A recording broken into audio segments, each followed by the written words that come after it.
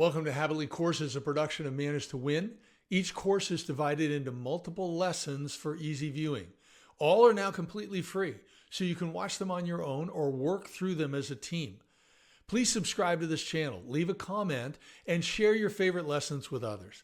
Try to find something that helps you be your best. Welcome to our second lesson of this course on solving, not selling. Let's continue our discussion of the 3 common excuses service technicians give for not communicating additional services and products that are needed to fully resolve a current issue or another new problem the tech has identified. These 3 common issues are fear, cost, and time. This lesson discusses the excuse of cost. For instance, let's say you identify a problem that's not part of the service ticket you're working on. It's not covered under the client's service agreement. The client is not aware of it and may not be happy to learn of an additional expense. What do? Our experience is service techs faced with this issue make one of 3 decisions.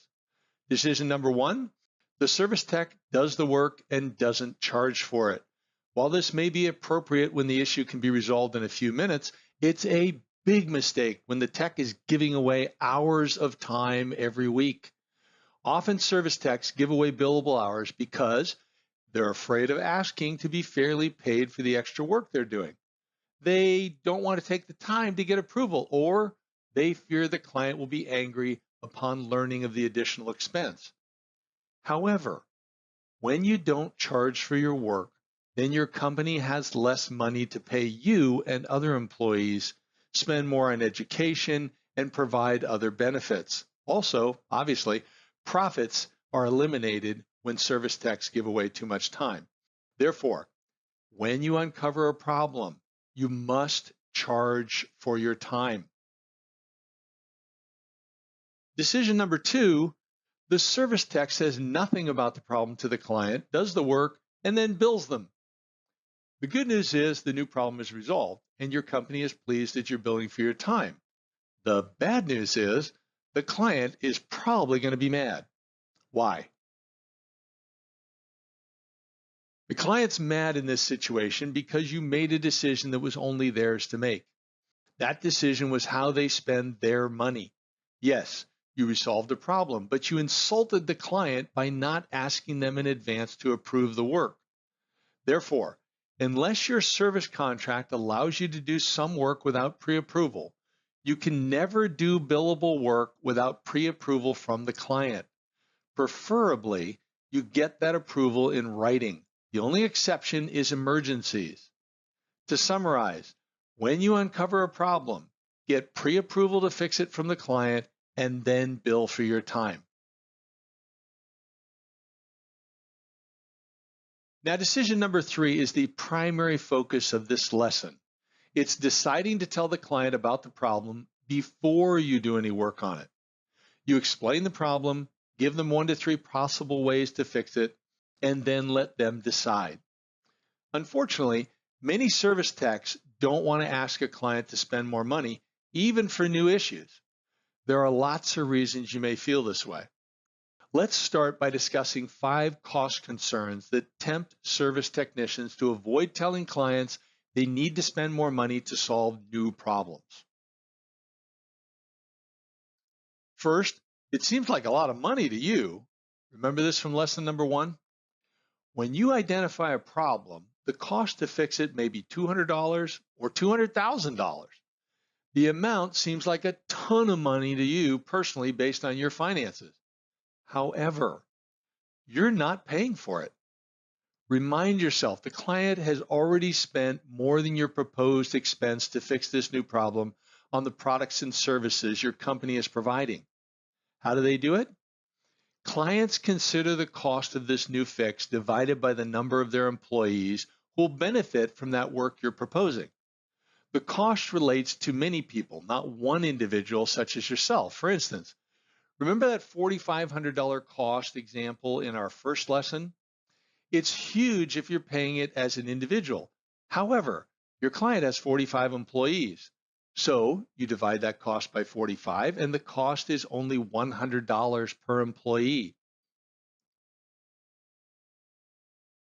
Number two, you feel it's your responsibility to protect them from unexpected costs. Well, yes and no. Yes, you should always try to save your clients money while still providing excellent services. However, no, it's impossible for you to eliminate every unexpected cost. Why? Because the products you're servicing wear out, parts fail, and people break stuff. For instance, would you want your doctor not to explain you have cancer because the doctor thinks you'll be upset about the cost to fight it? Of course not. You want to know because the decision of how to respond to your health challenge is yours to make, not the doctor's. He or she gives advice and, with your permission, does the work. However, only you should make the decision. It's not your responsibility to eliminate all costs that are out of your control. However, it is your duty to provide excellent, ethical products and services at fair prices that you've been approved to work on by your clients in writing in advance. Number three, they don't have a budget for this unexpected expense. Well, clients have budgets for your products and services, otherwise you wouldn't be working for them in the first place. In the case of an unexpected expense, they may have funds to pay for what you're proposing or not. The amount of money they have available is not your concern. Your job is to communicate problems and how to solve them, and given their approval, then go solve the problems. You'll find that when the reward for purchasing additional services or products is logical and urgent enough, clients often find the money to pay for the extra work. They make their budget decisions, not you. Think about it. When's the last time a CEO or board of directors or one of your clients contacted you to approve an item in their budget? The answer is never. It's never happened and never will. Therefore, don't put yourself in the decision maker's seat. Clients don't want you there. Instead, they want you to explain how they can save money, avoid problems, and create opportunities through your services. They alone control how their company's funds are spent and make decisions on new work based on your expert advice. Number four, they've been saying their company is tight on cash. These days, a lot of companies are truly tight on cash. However, most companies have reserves or ways to purchase products and services when it costs more not to do anything than it does to follow your expert advice. Be empathetic in presenting unexpected problems and your solutions. You don't want to insult them by mentioning you think they're tight on cash. Focus on professionally, respectfully giving them a complete picture of the risks if they do nothing and the benefits when they act on your recommendation. Then let them decide. Number five, they might think you're just presenting a solution to make money. Well, if your primary motivation is to sell them something for your own personal gain, then this court's not going to help you.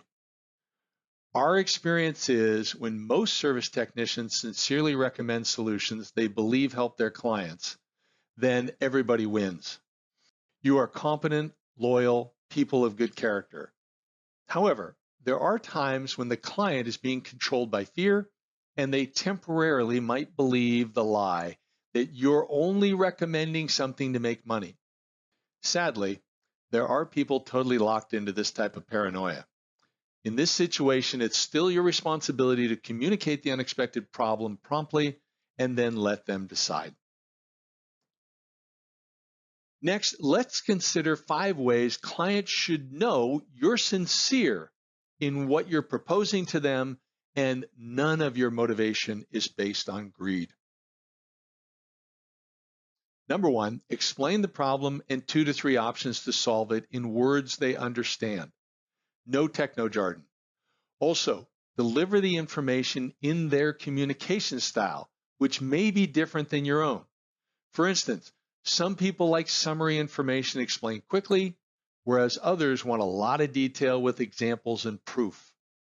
Explain how the performance, completeness, and time to implement each option varies along with the cost. Number 2, be prepared to recommend against one of the options you present. The client needs to know all reasonable options. However, one or more of your options may not deliver the full value the client typically wants. That's their decision. If they choose an option that you didn't recommend as your top choice, that's okay. Your job is to respectfully and candidly explain the problem and possible solution. Only they get to decide what to do about it. Number 3, if the problem is not an immediate risk, then an option is talk with your boss or the client's account manager about presenting the issue to the client and suggesting they delay implementation until a specific later date. Number 4, another option is a partial implementation of your solution rather than a full implementation. This may make sense because some of the employees at the client need this new problem solved faster than others, or the issue is only significantly negatively affecting a limited number of the client's employees.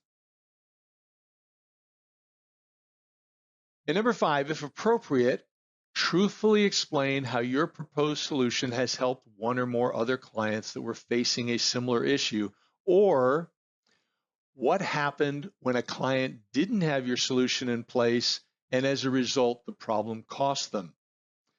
Never mention the other client's name unless they've already told your company they'll be a testimonial for how your firm solves this issue.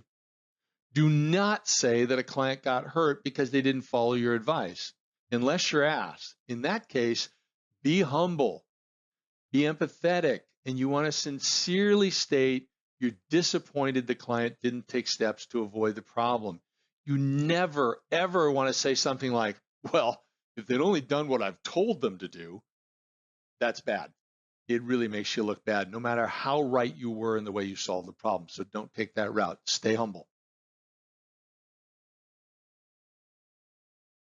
Is the cost of solutions you propose causing you to hesitate or remain silent rather than communicate your conclusions? This is a fairly common problem among service technicians. Don't feel bad about how this has affected your judgment in the past.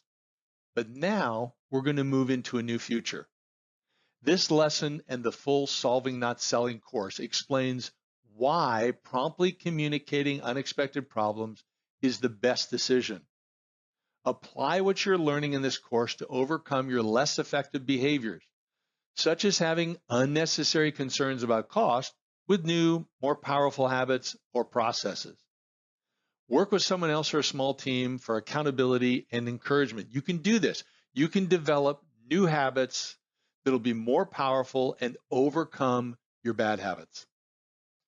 Knowledge has no value unless it's applied, so please do something with what you're learning in this course. As we close this lesson out, let me ask you again, are you focused on the money or solving a problem? If you're focused on the money, then you're disregarding your primary responsibility as a service technician to solve problems. That's rarely the issue. Virtually every service technician we know is focused on solving problems. Therefore, don't let the cost of unexpected work cause fear, hesitation, and doubt. Have the courage and integrity to come alongside your clients and help them solve problems. It's what you do best, and they love you for it. This concludes our second lesson of this course on solving, not selling. We talked about how a fear about the cost to solve an unexpected problem might convince service technicians to be silent about a threat, risk, or other problem to a client. Remember, our clients have budgets for our products and services. They want to know how to get the highest value from the work we do for them. Sometimes